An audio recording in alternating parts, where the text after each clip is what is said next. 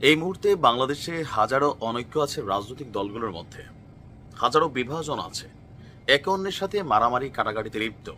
এই যে বিভাজিত যে জাতি বা রাজনৈতিক গোষ্ঠীগুলো একটা জায়গায় কিন্তু এক হয়ে যায়, আর সে একটা জায়গা কি? শেখ হাসিনা। বলা হয়ে থাকে তিনি হচ্ছেন জাতীয় ঐক্যের প্রতীক। তবে কোন অর্থে? ওই যে এমনিতে যারা যারা মারামারি কাটাকাটিতে বিভাজিত অবস্থায় আছে, যেই মাত্র শুনে শেখ হাসিনা আসবে, যেই মাত্র শেখ হাসিনা কোনো আলটিমেটাম দেয়, যেই মাত্র শেখ হাসিনা কোনো বার্তা পাঠায়, তখনই কাট কাট কাট কাট কাট কাট করে সবগুলা শক্তি একত্রিত হয়ে যায়।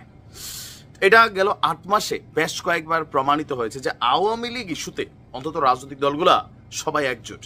তা আবারও মনে হয় জোট বাঁধার সময় হয়ে আসছে, কারণ ভারতীয় মিডিয়ার যে দাবি, সেই দাবি বলা হচ্ছে যে গত সোমবার দলীয় নেতাকর্মীদের সাথে ভার্চুয়ালি একটা বৈঠক করেছিলেন শেখ হাসিনা।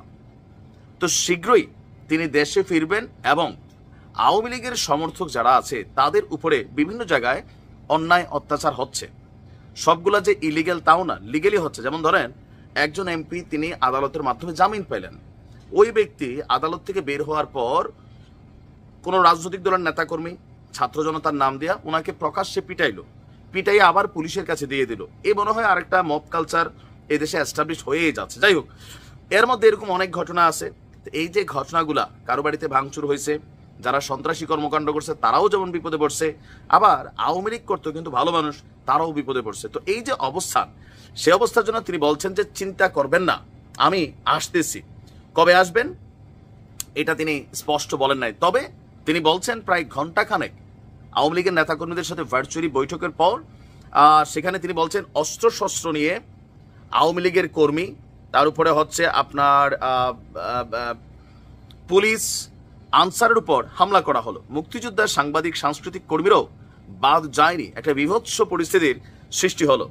আমার বিশ্বাস যে আল্লাহ বাঁচিয়ে রেখেছে, এই জন্যই যে এই যে যারা অন্যায় করছে তাদের কাছে তাদের বেছে বেছে শাস্তি দেওয়া হবে।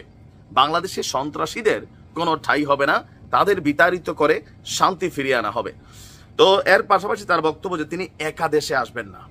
তিনি দেশ ছাড়ার পর আওয়ামী লীগের যে সকল নেতাকর্মীরা দেশ ছেড়ে পালিয়েছে, পলাতক মন্ত্রী এমপিরা আছেন, সকল নেতাকর্মীদের নিয়ে তিনি একযোগে দেশে প্রবেশ করবেন। এখন শেখ হাসিনার এই বক্তব্যটি প্রকাশের পরপর এই ভিডিওটা প্রকাশের পরপর আবার দেখলাম গণমাধ্যমে এটা নিয়ে নানান বিতর্ক তৈরি হয়েছে। কেউ কেউ বলছেন আহো খালা আহো, আবার কেউ কেউ বলছেন টুক করে ঢুকে যাইয়েন, দেখি আমরাও প্রস্তুত আছি। এই মুহূর্তে শেখ হাসিনা আদৌ কি বাংলাদেশে ফিরবেন? আপনার কি মনে হয় যে এই মুহূর্তে এতটুকু সাহস তিনি দেখাবেন কিনা?